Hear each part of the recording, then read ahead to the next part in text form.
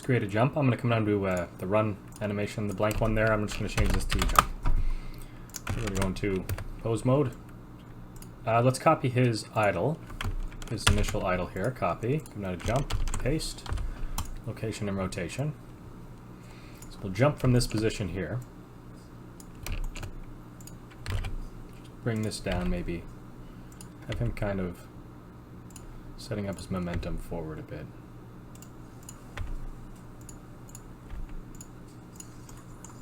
Kind of get him. Let's take his legs. Fix these up. We want these feet in the same position once again, so we'll figure out what we have to do to make that happen. Usually we can just move the whole guy and it works out okay. So back slightly again. Maybe here, and let's not make him bend his arms so much, just so that they don't go inside the egg there for a sec. You can create in-betweens here if you want to, just to make sure that things aren't, you're not getting any clipping. Okay, now let's go up and create his frame of him up in the air. So I think I just want one leg to kind of spring back really hard. Maybe the other one will just come up like this. Whoops.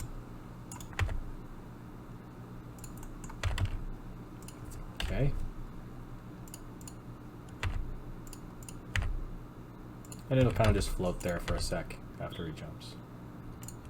It obviously is going to have his arms swung back. Or maybe they can be up in the air like this. We'll take these. Maybe he's pretending he can fly. There we go. That looks cool. Pop this up a bit. Look him where he's going.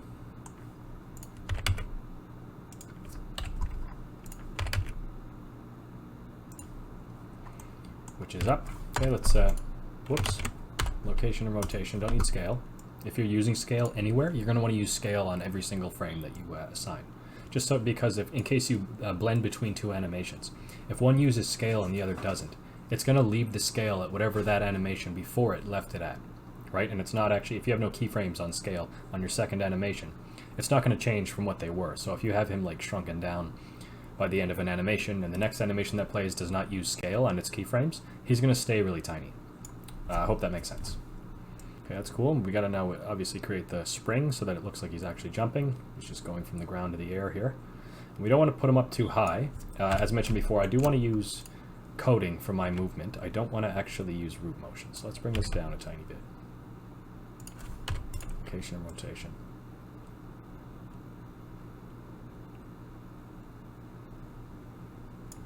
So I think right about here. I want to have this all stretched out. Like he's giving a leap. This one down here as well. Maybe we want both of his legs to spring. Yeah. So we could just mirror them, but I'm just going to make them a little different. Something like that. Okay, and they'll just kind of float up afterwards. Cool. So we want to have him coming down for a sec as well. So let's do this. Let's find something that makes a little bit of sense. So you can actually go, once you've got some frames made, you can actually go in between them and copy one of these if you like, if you think they're going to work out at, in another spot. I think I'll just go with this one right here. I'm going to copy this. I'm going to bring this up to about here. Okay, and I want to make these look like they're hanging a little bit more. And then he's getting ready to plant himself on the ground. So I did change these back to median point, just a heads up. So if I haven't mentioned yet, spacebar will play your animation, and it'll play it from the start to end frame, what you have down here in the bottom right corner. Everything in between these frames will be highlighted in your playback here. You can see these right here a little bit lighter than the ones beyond. So I don't like how he kind of does that too quick. Let's bring these up a little bit more. There we go. Kind of like he's floating and falling down. Okay, now we don't need to finish this animation. We're not going to loop this. This is just going to trigger, play once, and we'll either move into our land or we'll move into our falling animation, depending on whether he's midair or not. I think this will work out just fine. So after this, he'll do his little landing animation. So if we want, we could just duplicate this, call this land. Okay. And the fall we will loop, just in case he kind of walks off of something, and we want to start playing that falling animation instead of just having him stay in his idle or his walk while he's midair. Okay, so this is the land, so we could just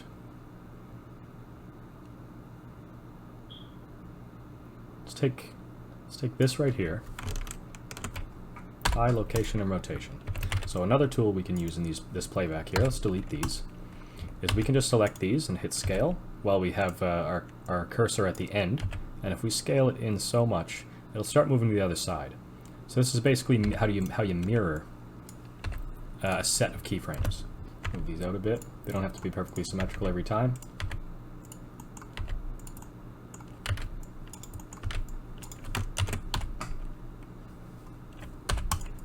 Okay.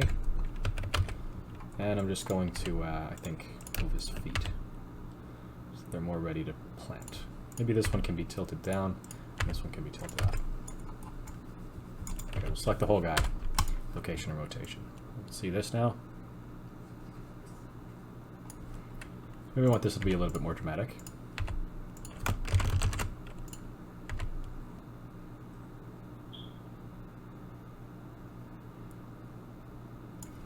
This is most likely our exact idle pose, which is a good frame to end on, but I think I'll just make this maybe add a dramatic pose in between right here. So I can take the head and I can kind of just use RR and shift this whatever way. Can bring these up. Kill some of that stretching. Alright, that makes sense. Okay, so let's add a keyframe there. And we can see he's sliding a bit. A lot. Okay, so just drag him back. You might need to move it up or down as well. Ooh. Right. Okay, so there's a landing animation. We'll use another section of the jump as well. So let's go to the jump to make the fall animation. So we kind of just want to have him not ready to hit the ground yet. So he jumps up. Right about here we want our falling animation. So I'll copy this pose. Actually, sorry, I'll copy this pose. Create a new one here, call this fall, or falling. That fall is fine. Right, and this one is going to be a loop, so we'll first paste this right here. Okay. Delete these. Let's just make sure his head is looking down. Let's change these a tiny bit. Okay, sort of like he's falling out of the sky. Whoops. Copy, paste. Make sure any loops are exactly the same. Then start and end frame. So here in the middle, we can just slightly shift things. So let's be in individual origins, and I'm just going to hit RR.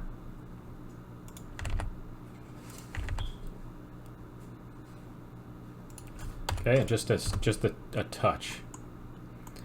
You do it too much, it'll look pretty wonky, but maybe this is okay.